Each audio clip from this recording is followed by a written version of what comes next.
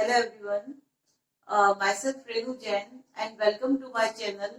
So let's start today's video. So what we learn in today's video, today we will learn the history chapter 1, the rise of nationalism in Europe. तो जैसा कि मैंने पहले first जो इसका video ये chapter का first video उस पे हमने बच्चों इंट्रोडक्शन दिया था ये चैप्टर का, ठीक है, कि what is a nationalism and how it emerged in Europe, how the feeling of nationalism rise in Europe, ठीक है, कहाँ से शुरू हुई और धीरे धीरे पूरे यूरोप में वो किस तरह से स्प्रेड हुई।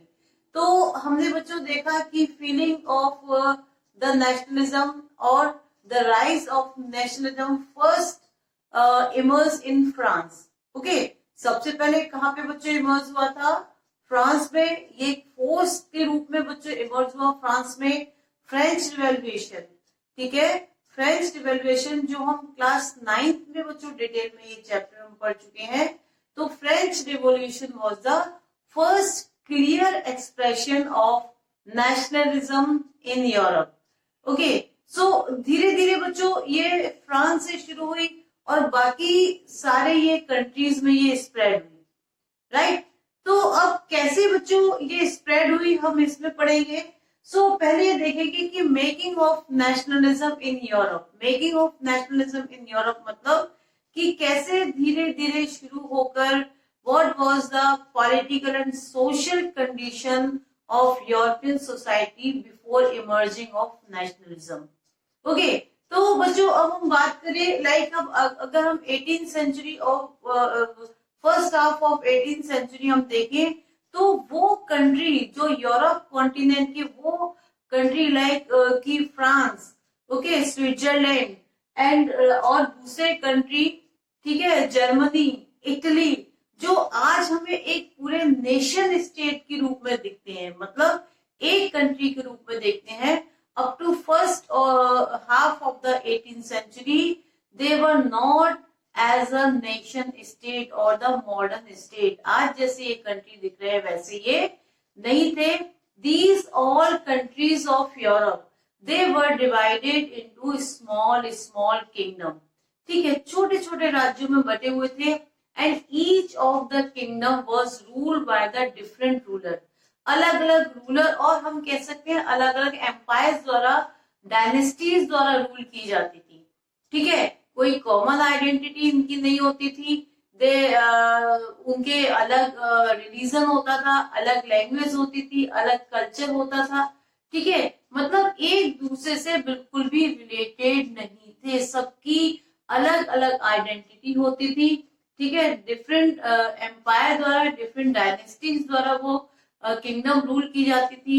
जैसे कि फॉर एग्जांपल हम देखें कि हैब्सबर्ग एम्पायर, ठीक है, हैब्सबर्ग एम्पायर एक बहुत ही पावरफुल एम्पायर होता था बच्चों in 18th century in the Europe. तो वो उसने जैसे ऑस्ट्रिया और हंगरी में रूल किया। तो ये जो कंट्री थी ना, these countries were the patchwork of different dynasty. Patchwork जानते हैं ना कि छोटे छोटे पीसेस बना के जब इकट्ठा करके कोई कुछ बनाया जाता है तो दैट इज कॉल्ड पैचवर्क। तो इसी तरह से बच्चों कोई कलेक्टिव आइडेंटिटी नहीं, डिफरेंट उनके फ्लैग्स होते थे, डिफरेंट मैसेजिंग सिस्टम होते थे, different laws they followed, different उनके लाइक की कल्चर होता था, ठीक है। तो कोई भी उनकी आइडेंटिटी नहीं होती थी। इस तरह से बच्चों up to first half of 18th century, okay, nation state या हम जिसको कह सकते हैं मॉडर्न स्टेट जैसा कोई भी कॉन्सेप्ट यूरोप में नहीं था, ठीक है। तो फिर बच्चों अब ना क्वेश्चन इज दैट कि how did the nationalism and the idea of nation state emerge in Europe, ठीक है। जब ये सारे स्टेट बच्चों छोटे छोटे किंगडम से बटे हुए थे, ठीक है, सेपरेट इनकी अपनी पहचान होती थी, तब ये नेशनलिज्म कैसे स्प्रेड हुआ यूरोप के अंदर। और the concept of the nation state, idea of nation state लोगों में आया कहां से, राइट। तो इसके लिए बच्चों हम शुरुआत करेंगे तो बहुत सारे लाइक की जैसे फर्स्ट हम पढ़ेंगे two classes were there, prominent classes were there. The aristocracy and the new middle class. ये दो क्लास बच्चों पहले हम पढ़ेंगे कि ये क्लास एक्चुअली थी क्या, ठीक है, क्या क्या इनके कैरेक्टर्स थे, फिर इनका रोल क्या था नेशन स्टेट के फॉर्मेशन में, या नेशनलिज्म की जो फीलिंग थी वो लोगों के बीच में स्प्रेड करने में इनका रोल क्या था। Okay, so first we will learn about the aristocracy. Who were the aristocrats और व्हाट वाज द एरिस्टोक्रेसी, एक ग्रुप क्या था।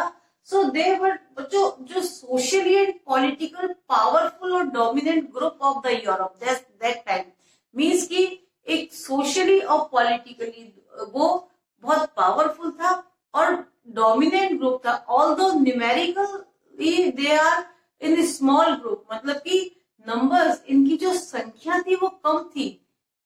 अंडरस्टैंड, मतलब दे वर नॉट इन मेजोरिटी, ज्यादा नहीं थे, उसके बाद भी बच्चों ये पावरफुल थे और ये डोमिनेंट क्लास थी।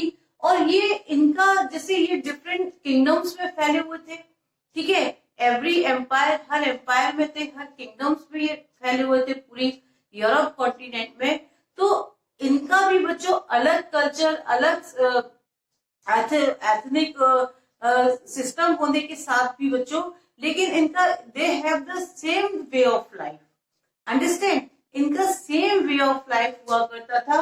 और बच्चों क्या था कि दे वर रिच, क्योंकि बहुत रिच थे, ठीक है, सोशली और politically they were very powerful. तो इनका आपस में मतलब वे ऑफ लाइफ सेम था and they usually connected with each other with the marriage tie, मतलब कि एक दूसरे से विवाह शादी का जो रिलेशन होता था वो एक दूसरे से ये शादी के संबंध बनाते थे और एक दूसरे से जुड़े रहते थे। अंडरस्टैंड, और कंट्री साइड में दे ओन द एस्टेट्स, मतलब बड़े बड़े फार्म हाउसेस होते थे, ठीक है, जो कि जिन पे कल्टीवेशन कराया जाता था, लाइक कि लेबर्स हायर करते थे, उनसे कल्टीवेशन किया जाता था, करवाया जाता था। और in the towns they have town houses.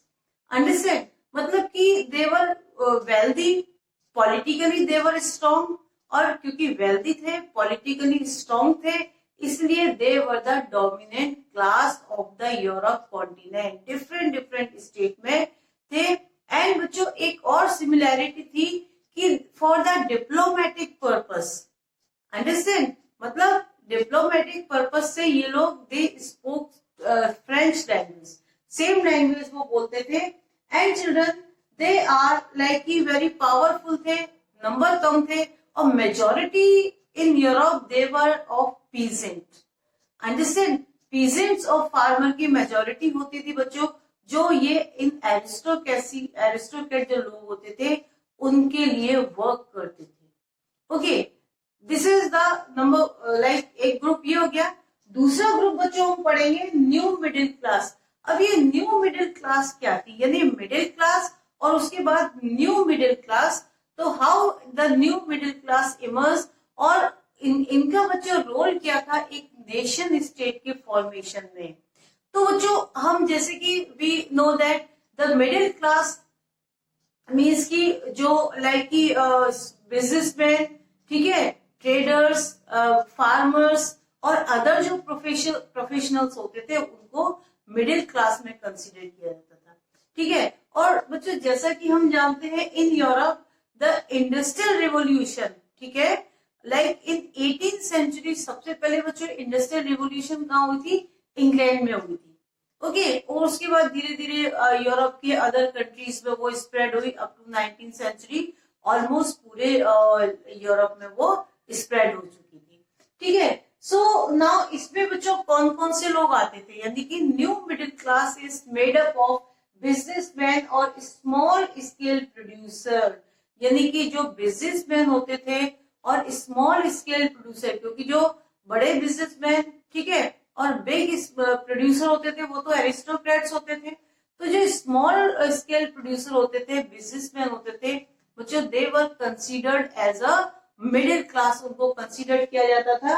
And the rise of industrial revolution, अब जैसे जैसे बच्चों इंडस्ट्रियल रिवॉल्यूशन हुई और यूरोप के दूसरे पार्ट में लाइक स्प्रेड हुई, तो due to the huge production, industrial revolution का मतलब है कि production done by the machines. पहले बच्चों हाथ से प्रोडक्शन होता था, ठीक है, कम क्वांटिटी में होता था, तो वो आसपास के मार्केट में ही वो उसको सेल कर दिया जाता था, ठीक है।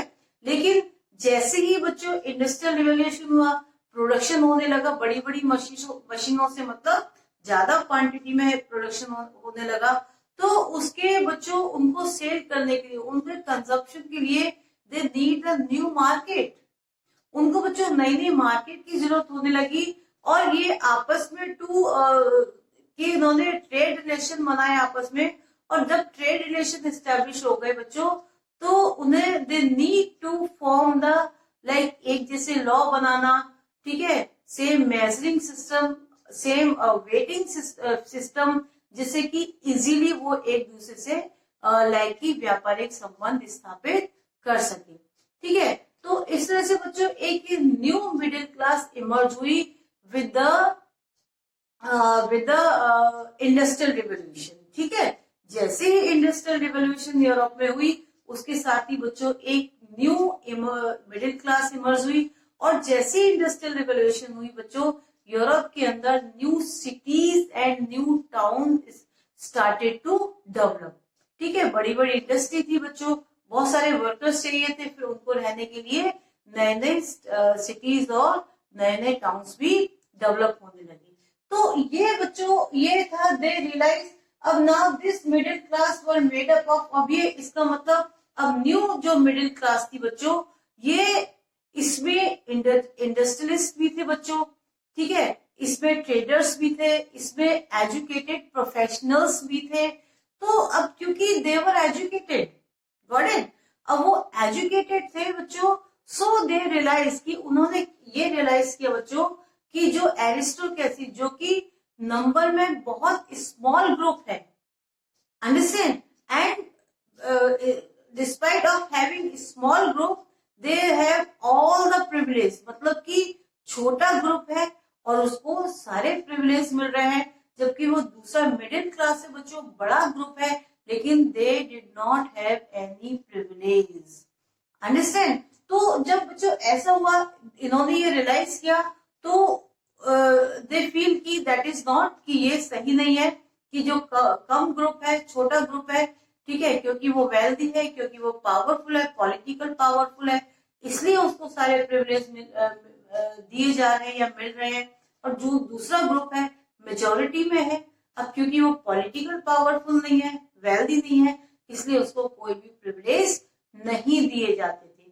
तो इसके लिए बच्चों ये जो सोच थी, है ना, कि ये जो सोच थी कि इसको एरिस्टोक्रेसी को एबोलिश करना, ठीक है, यानी एरिस्टोक्रेसी को खत्म करना, जिससे कि सबको बराबर राइट मिल सके, अंडरस्टैंड। सो ये खुद तो, क्योंकि ये खुद एजुकेटेड थे, जो न्यू मिडिल क्लास थी एजुकेटेड थी, इन्होंने बच्चों जो दूसरे लोग थे, यानी कि जो एजुकेटेड नहीं थे या जो वेल्दी नहीं थे, जैसे कि पीजेंट और फार्मर्स, उनको भी they started to create awareness among those people, ठीक है। तो उन लोगों के बीच में भी इन्होंने ये अवेयरनेस क्रिएट करना शुरू कर दी। और फिर यहाँ से बच्चों एक जो चेंज लाने का न्यू जो मूवमेंट था वो शुरू हुआ, ठीक है। तो अब नाउ दे रियलाइज कि अब ये एरिस्टोक्रेसी और ये प्रिविलेज, एक को बहुत ज्यादा मिल रहे हैं, एक को कम मिल रहे हैं, ठीक है, ये सब खत्म होना चाहिए, एक इलेक्टेड गवर्नमेंट होना चाहिए, नेशन स्टेट होना चाहिए, अंडरस्टैंड। तो यहाँ से बच्चों ये the feeling of nationalism and the need of nation state या modern state emerge in the Europe, ठीक है। फ्रांस से ये शुरू हुआ और धीरे धीरे बाकी देशों में ये स्प्रेड होता चला गया, ठीक है। तो इसका रिजल्ट ये हुआ बच्चों कि ये जो कैंपेन था, ठीक है, आइडिया था national unity and evolution of aristocracy, ठीक है। ये किसने बच्चों लेके आया था लोगों के बीच में? ये जो न्यू मिडिल क्लास इमर्ज हुई थी इंडस्ट्रियल रिवॉल्यूशन के बाद, ठीक है, जिसमें अब जो एजुकेटेड लोग भी इसमें लाइक की शामिल हो गए, ठीक है। तो उन्होंने बच्चों ये आइडिया की नेशनल यूनिटी, मतलब कि जो छोटे छोटे किंगडम्स हैं उन सबको एबोलिश करके एक नेशन स्टेट बनाना, ओके, और उसके साथ ही एरिस्टोक्रेसी को एबोलिश करना, सो दैट एवरी पीपल, हर जो व्यक्ति है कंट्री में या नेशन में कैन गेट इक्वल राइट, ठीक है, इक्वल लिबर्टी, फ्रीडम उसको मिल सके। तो इसलिए बच्चों ये जो न्यू मिडिल क्लास है इसका भी एक बहुत बड़ा रोल है। ये यूनिटी, जैसे ये नेशनलिज्म की भावना या फीलिंग लोगों के बीच में, और एबोलिश ऑफ जो एरिस्टोक्रेसी है उस पे काम करने के लिए, ठीक है। तो ये जो दो थे, aristocracy and the new middle class, बच्चों इनका इंपॉर्टेंट रोल है एक नेशनलिज्म की फीलिंग के लिए, एक यूरोप में नेशनलिज्म स्प्रेड करने के लिए। तो अब बच्चों ये इसके बाद नेक्स्ट बच्चों हम पढ़ेंगे कि लिबरलिज्म एंड कंजर्वेटिज्म, ये दो आइडियोलॉजी, ठीक है, ये भी नेशनलिज्म जो मूवमेंट हुआ था उसमें इन्होंने बहुत ज्यादा चेंजेस लाए, न्यू आइडियाज लेके आए। तो ये दोनों बच्चों क्या है ये हम पढ़ेंगे नेक्स्ट वीडियो में, ठीक है।